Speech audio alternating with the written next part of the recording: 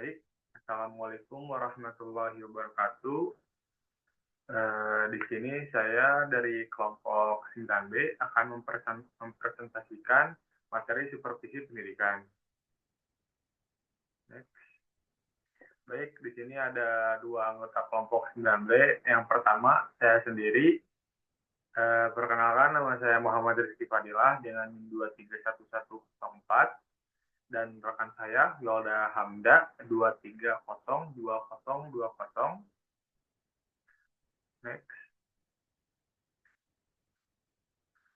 Yang pertama, hal-hal yang akan dipelajari hari ini.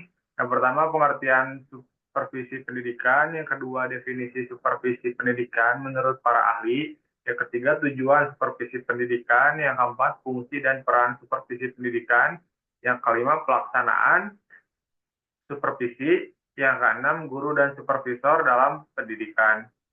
Yang ketujuh, prinsip-prinsip supervisi pendidikan. Yang kedelapan, kode etik pengawasan pendidikan.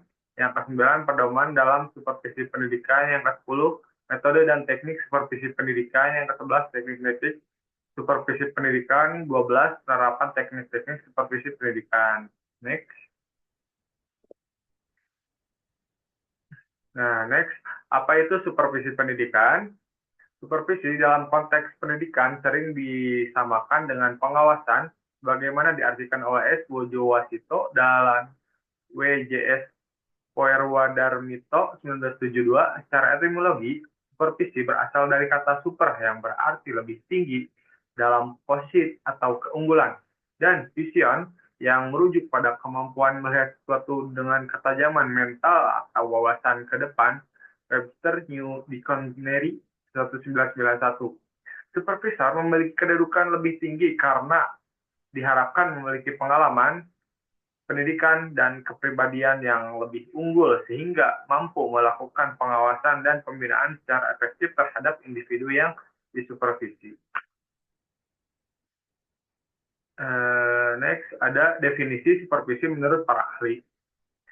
Nah, menurut Adams dan Dickey 1959, mendefinisikan supervisi sebagai program yang berencana untuk memperbaiki pengajaran dalam Carter Gage Dictionary of Education memberi pengertian supervisi sebagai usaha dari petugas-petugas sekolah dan dalam memimpin guru dan petugas lainnya dalam memperbaiki pengajaran, termasuk menstimulasi menyeleksi pertumbuhan jabatan dan perkenalan guru-guru, serta merevisi tujuan pendidikan, bahan pengajaran, metode, dan evaluasi pengajaran.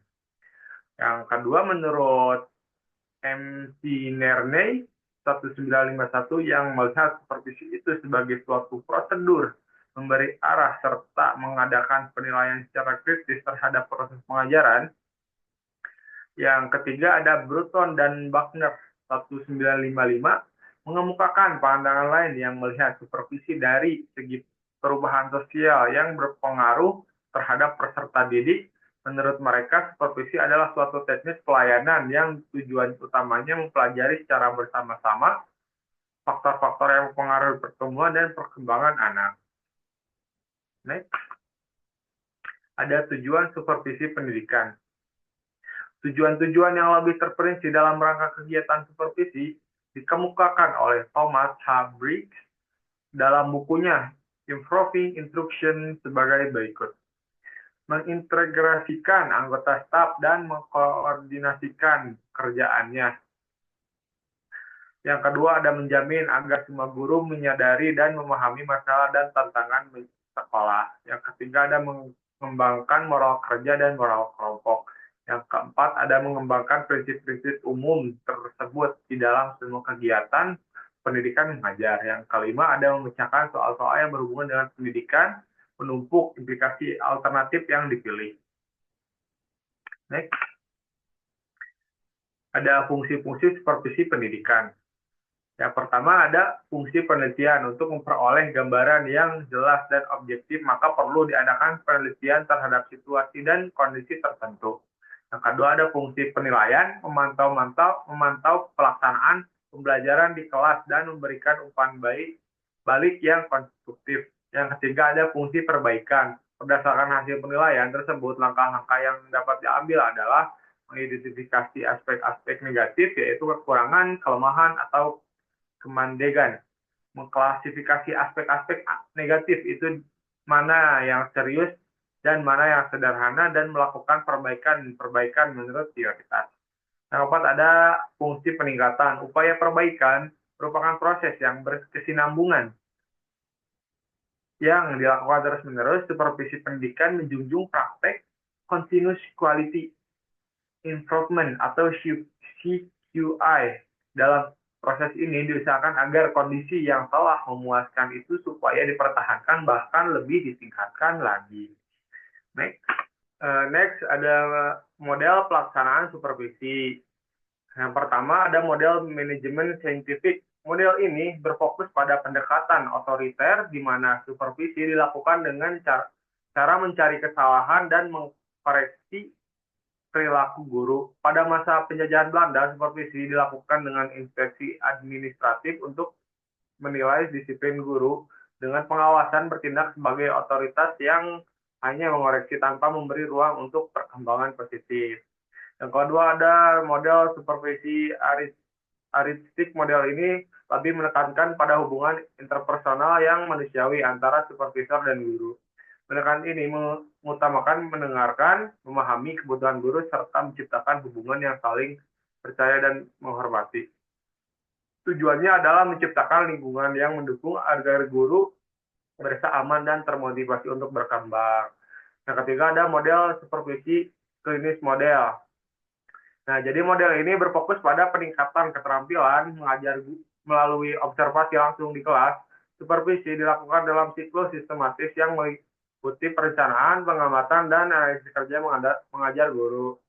Model ini bertujuan untuk mengurangi kesenjangan antara pengajar yang ideal dan yang nyata, serta meningkatkan kualitas pengajaran guru secara lebih efektif.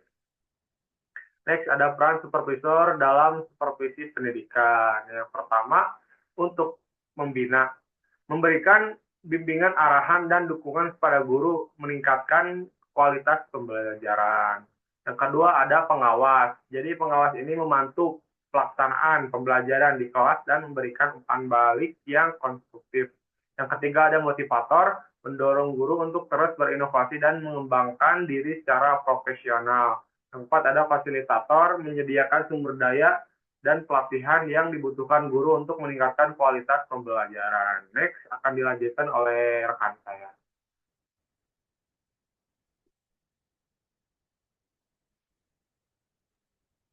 Selanjutnya ada prinsip-prinsip supervisi pendidikan. Dalam melaksanakan pengawasan, ada beberapa prinsip yang harus dilaksanakan oleh supervisor agar kegiatan supervisor berjalan efektif. Yang pertama ada support atau dukungan. Dimensi ini menunjukkan pada kegiatan pengawasan yang dilakukan oleh supervisor untuk mendukung pihak sekolah dalam mengevaluasi kondisi existing sekolah. Supervisor bersama pihak sekolah melakukan analisis kekuatan, kelemahan, potensi, dan peluang sekolah untuk meningkatkan mutu pendidikan di masa depan. Yang kedua ada trust, yaitu kepercayaan. Dimensi ini menekankan pentingnya membina kepercayaan dengan stakeholder pendidikan. Kepercayaan ini dapat dibangun jika hasil pengawasan menggambarkan kondisi objektif yang siap diuji ulang atau dikonfirmasi oleh pihak manapun.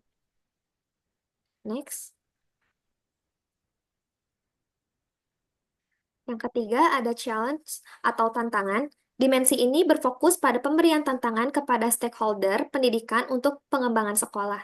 Tantangan yang diberikan harus realistis agar dapat dicapai oleh pihak sekolah, berdasarkan situasi dan kondisi sekolah saat ini. Yang keempat, ada networking and collaboration, atau jaringan dan kolaborasi. Dimensi ini menekankan pentingnya mengembangkan jaringan dan berkolaborasi antar stakeholder pendidikan untuk meningkatkan produktivitas, efektivitas, dan efisiensi pendidikan di sekolah. Kolaborasi dapat dilakukan baik secara horizontal antar sekolah maupun secara vertikal dengan sekolah di jenjang yang lebih tinggi atau rendah.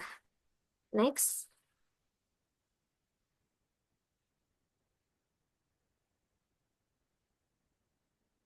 Selanjutnya ada kegiatan-kegiatan supervisi pendidikan. Yang pertama, menilai hasil pendidikan. Menilai dan menganalisis tujuan pendidikan, kekuatan dan kelemahan hasil pendidikan, serta cara-cara penilaian yang tepat.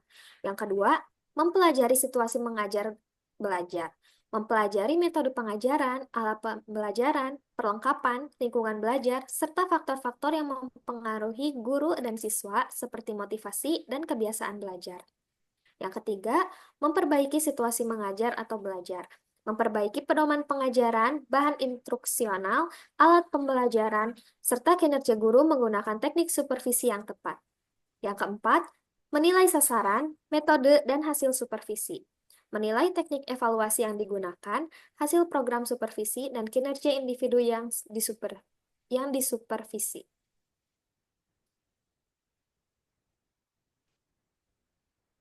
Selanjutnya, ada metode-metode supervisi pendidikan. Yang pertama, metode langsung. Metode ini melibatkan pendidikan langsung terhadap masalah yang dihadapi guru. Supervisor memberi arahan langsung dan pengaruh perilaku yang lebih dominan, berdasarkan pemahaman terhadap psikologi behaviorisme. Yang kedua, fokus pada tidak memberikan arahan langsung, melainkan mendengarkan masalah yang dihadapi guru terlebih dahulu. Supervisi alami oleh guru sebelum memberikan saran atau bantuan. Yang ketiga, pendekatan kolaboratif. Pendekatan ini melibatkan kerjasama aktif antara supervisor dan guru dalam menetapkan tujuan dan merumuskan langkah-langkah untuk mencapainya. Pendekatan ini didasarkan pada psikologi kognitif yang menekankan pentingnya interaksi dan kolaborasi dalam pengembangan diri.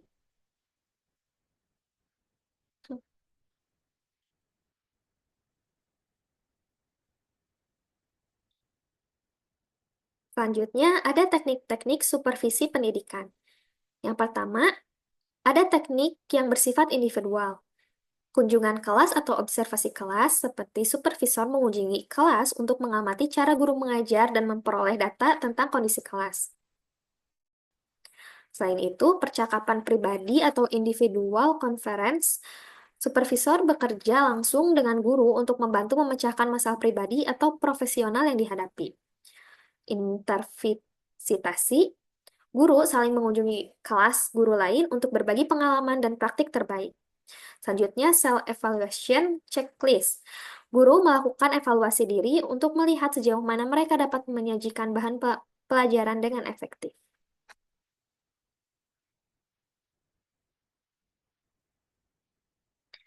Nah, selanjutnya ada teknik yang bersifat kelompok. Pertemuan orientasi bagi guru baru.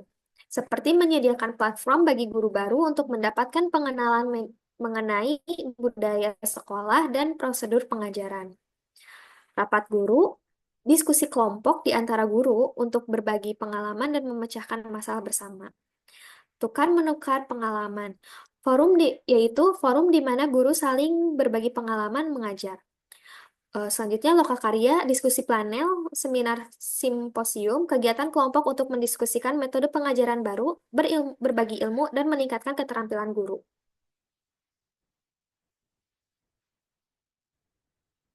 Sekian presentasi dari kelompok kami. Wassalamualaikum warahmatullahi wabarakatuh.